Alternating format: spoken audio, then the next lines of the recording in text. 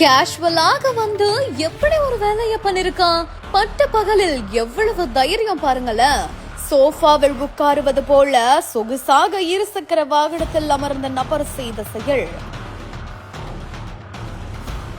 கன்னியாகுமரி மாவட்டம் நாகர்கோவில் பகுதியை சேர்ந்த பாலாஜி அப்படின்றவர் அண்ணா விளையாட்டு மைதானம் அருகே தனது இருசக்கர வாகனத்தை நிறுத்தி வைத்திருந்த நிலையில மர்ம நபர் ஒருத்தவர் அதை திருடி சென்றிருக்காரு. இந்த ஒரு சம்பவம் தொடர்பா பாலாஜி வடசேரி காவல் நிலையத்துல புகார் அளித்ததை தொடர்ந்து போலீசார் வழக்கு பதிவு செய்து அங்க இருக்கக்கூடிய சிசிடிவி காட்சிகள் ஆய்வு செஞ்சு பார்க்கும் பொழுதுதான் திருட்டு களவாணி கேஷுவலா வந்து அவரோட இருசக்கர வாகனத்துல அமர்வது மாதிரி உட்கார்ந்து அங்கும் இங்கும் நோட்டமிட்டு யாருமே இல்ல அப்படின்றத தெரிஞ்சுக்கிட்டு பட்ட பகல்